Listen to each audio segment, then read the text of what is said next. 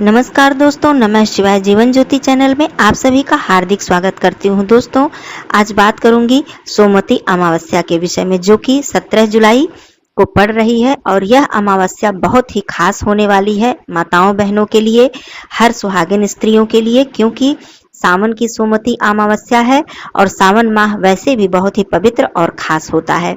तो इस सोमवती अमावस्या में आप लोग पीपल पूजन करें अपने अखंड सौभाग्य के लिए, अपने पति के कल्याण के लिए आप सभी लोग इसका पूजन करें। इस वीडियो में आप सभी लोग जानेंगे कि पीपल पूजन करने के बाद कौन सी ऐसी वस्तु है जो आपको घर पे लेके अवश्य आनी है। दूसरी चीज, सिंदूर आपको कौन सा लगाना है, लाल लगाना है या पीला लगाना है, बालों को धोना है या नहीं धोना है, और सबसे जरूरी बात कि मासिक धर्म में आप लोग पूजा कैसे करें, क्या नियम है, क्या करेंगी यदि बहनों को मासिक धर्म की समस्या आ जाती है। दूसरी चीज, मान लीजिए आपके घर में सूतक है जन्म का या मृत्यु का, तो इसमें तो पूजन किया नहीं जाता है, घर में न मूर्ति का स्पर्श भी नहीं किया जाता है। तो आप लोग कैसे सोमवती अमावस्या का पूजन करेंगी, इसका क्या नियम है, इसके लिए क्या करना चाहिए, ये भी आप लोग जानेंगे। और साथ में पूजा का जो शुभ समय है, तिथि कब से है, ये भी आपको स्क्रीन पर मिल जाएगा, इसका डिटेल आप लोग देख लीजिएगा। अमावस्या तिथि है तो साथ ही कुछ महत्वपूर्ण कार्य ऐसे हैं जो आपको जरूर कर लेने हैं, इसे भी आप लोग बिल्कुल मत भूलिएगा। तो आइए जानते हैं सारी बातों को। तो पूरी बातों को आप लोग समझ लीजिए।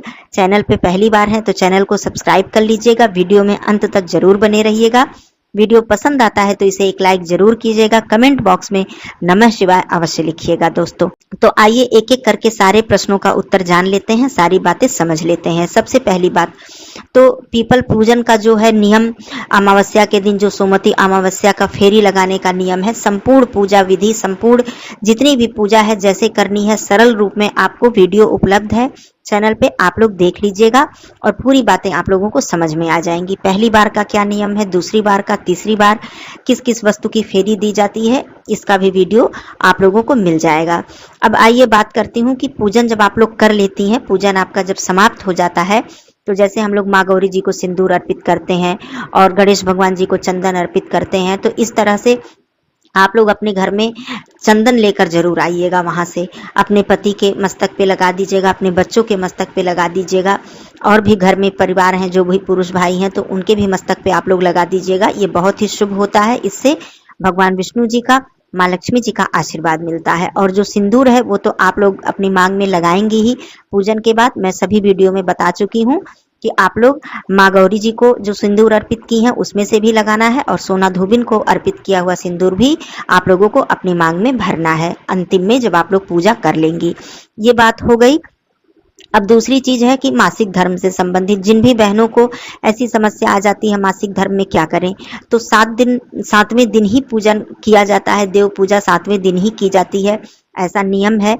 तो आप लोग उससे पहले तो पूजन कर नहीं सकती हैं। तो इसका ये नियम है कि मान लीजिए ऐसी बात है तो घर में कोई आपके परिवार के जो भी महिला सदस्य हैं, चाहे आप मायके में हैं या ससुराल में हैं, या फिर घर में कोई नहीं है तो कोई आस पड़ोस के आपके जो जान पहचान के हैं, या फिर आपसे उनसे जो भी जैसे संबंध है, बगल में रहती हैं या आस पड़ोस में रहती हैं तो आपस में संबंध रहता है, तो ऐसे भी आप अपना पूजन करवा सकती हैं उनसे। मान लीजिए वो 108 फेरी आपकी नहीं लगा सकती हैं तो आप 5 बार उनसे फेरी लगवा के बाकी सामग्री आप उसी तरह से मंत्र को बोलते हुए आप अर्पित करवा दीजिएगा और सारा पूजन आप करवा दीजिएगा। सामग्री आपकी होगी और आप तब तक आप जल वगैरह नहीं ग्रहण आपको करना रहेगा। यदि आप 5वां दिन आपका है तो आप फिर जब वो पूजन करके आए तो वो सिंदूर वो लेके वहां से आए, आप बता दीजिए कि सिंदूर आपके लिए लेकर आए और आप वो सिंदूर अपने मांग में लगा लें, और कुछ दान करने के बाद तब आप जल ग्रहण करें। और नहीं है, यदि मान लीजिए कि 5वां दिन नहीं, आप सिंदूर नहीं ले सकती हैं, नहीं लगा सकती हैं, तो आप सिंदूर मंगवा के आप रख लीजिएगा, रखवा दीजिएगा। स्वयं मत सिंदूर का स्पर्श नहीं किया जाता क्योंकि सिंदूर बहुत ही पवित्र चीज होती है।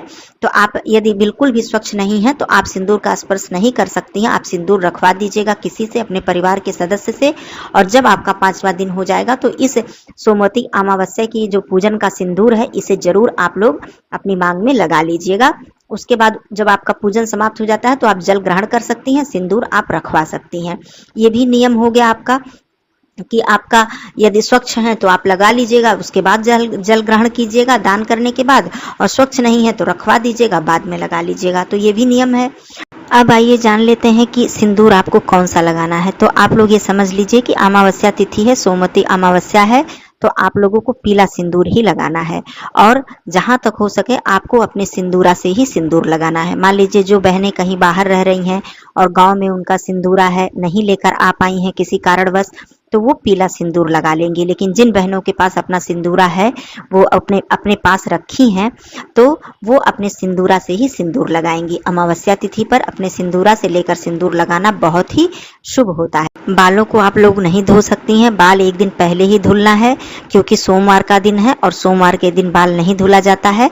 तो आप लोग एक दिन पहले बालों को धुल लीजिएगा और इस दिन आप लोग सिंदूर लगा लीजिएगा। सिंदूर लगाने से सभी स्त्रियां पवित्र हो जाती हैं। बाल न भी धुलें तो सिंदूर लगाने से भी पवित्र हो जाती हैं स्त्रियां, क्योंकि सिंदूर में बहुत ही शक्ति होती है और सिंदूर बहुत ही पवित्र होता है। दूसरी चीज, मान लीजिए आपके घर में सूतक है, किसी के घर में मान लीजिए बच्चा पैदा हुआ है, तो संतान का जब जन्म होता है तो 12 दिन तक पूजन नहीं किया जाता है, मूर्ति स्पर्श नहीं किया जाता है, या किसी भी प्रकार की घर में पूजा नहीं होती है, तो उसमें आप लोग क्या करें, तो उसमें ये नियम है कि उस दिन का जो, उस टाइम का जो ये सोमवती अमावस्या का पूजन है उसे छोड़ दिया जाता है, और फिर अगली बार जब पूजन पड़ता है तो उस बार 2 पूजन किया जाता है। अर्थात सभी जितनी सामग्री है वो दो जगह पे रखनी पड़ती है आपको, जैसे 2-2 करके, एक पिछली बार का और एक जब पड़ता है, क्योंकि इस बार फिर नवंबर में सोमवती अमावस्या पड़ेगी। तो जिन भी बहनों की ऐसी समस्या है तो वो इस सोमवती अमावस्या को छोड़ देंगी, और अगली सोमवती अमावस्या जब पड़ेगी तो वो 2 सामग्री सब कुछ 2 बार में करके उन्हें पूजन करना होता है। मान लीजिए फेरी वो दोनों का 108 नहीं लगा सकती हैं, तो एक की 5 फेरी लगा के और पूरे मंत्र का जप करते हुए 108 वो वस्तु का दान कर देंगी, और दूसरी जो है उसकी पूरी फेरी लगा लेंगी। इस तरह से भी किया जाता है, या दोनों फेरी लगा सकती हैं तो बहुत ही अच्छी बात है। तो जब भी ऐसा हो जाए उसे छोड़ा नहीं जाता है, उसके निमित्त अगली बार पूजन जरूर कर लिया जाता है। ऐसा हम लोगों के यहाँ होता है, तो इसलिए ये नियम भी मैंने बता दिया है, आप लोग ऐसा कर सकती हैं। दूसरी चीज, जो भी पूजा का शुभ समय है ये सब आपको स्क्रीन पर मिल जाएगा, इसकी पूरी डिटेल आपको स्क्रीन पर मिल जाएगी, आप लोग जरूर देख लीजिएगा। तो घर में जब आप लोग पूजन करके घर लौटेंगी, घर में करें या बाहर आप लोग कर रही हैं, तो ऐसा जरूर कीजिएगा कि चंदन जरूर लेके आइएगा। और मान लीजिए कोई आपके घर में महिला सदस्य हैं, वो पूजन करने नहीं जा पाई हैं, कोई घर में बुजुर्ग ही हैं, मान लीजिए आपकी सास हैं या दादी सास हैं, बहुत ही बुजुर्ग हैं, नहीं जा पाई हैं, उन्हें पूजन नहीं करना है, तो तब भी आप, यदि वो सुहागन है तो आप सिंदूर लेकर जरूर आइएगा, और उनकी मांग में भी वो सिंदूर प्रसाद के रूप में जरूर दीजिएगा, जरूर लगा दीजिएगा। और चंदन अपने बच्चों के, पति के मस्तक पर जरूर लगा दीजिएगा। सब कुछ करने के बाद आप सबसे पहले अपने सभी बड़ों को प्रणाम कीजिएगा, पैर छूइएगा, और कुछ अन्नदान अपने पितरों के निमित्त जरूर कर दीजिएगा, क्योंकि अमावस्या तिथि पितरों को समर्पित होती है। जिस प्रकार पूर्णिमा तिथि देव को समर्पित होती है, उसी प्रकार अमावस्या तिथि पितरों को समर्पित होती है। तो आप लोग सुबह गंगा जल डालकर पानी में स्नान जरूर कीजिएगा, काले तिल डालकर आप लोग सूर्यदेव जी को जल जरूर दीजिएगा, और उसके बाद दैनिक पूजा करने के बाद पीपल पूजा कीजिएगा, फेरी लगाइएगा, भगवान भोलेनाथ जी, माँ पार्वती जी की पूजा कीजिएगा। सावन है, सावन का सोमवार है, तो इस तरह से आप लोग संपूर्ण पूजा कर लीजिएगा। शाम को अपने पितरों के निमित्त एक दीपदान जरूर कीजिएगा। यदि आपके घर के आसपास जलाशय है, कोई पवित्र नदी है, तो वहां पर भी आप लोग दीपदान अवश्य करिएगा, एक दीपक जरूर जलाइएगा। और शिव मंदिर में भी संध्या के समय यदि आप अखंड दीपक जलाते हैं तो ये बहुत ही पुण्य का कार्य है, और इससे माँ लक्ष्मी जी प्रसन्न होती हैं। तो ये भी कार्य आप लोग कर लीजिएगा, और ऐसा करने से आप लोगों को पुण्य की प्राप्ति होगी। और अमावस्या तिथि बहुत ही विशेष तिथि होती है, और खास करके सोमवती अमावस्या और भी ज्यादा महत्वपूर्ण हो जाती है। तो ये सारे महत्वपूर्ण कार्य आप लोग जरूर कर लीजिएगा। वीडियो आपको पसंद आया हो तो एक लाइक जरूर कीजिएगा। फिर मिलती हूँ ऐसी वीडियो में, तब तक के लिए दोस्तों धन्यवाद। नमः शिवाय। हर हर महादेव।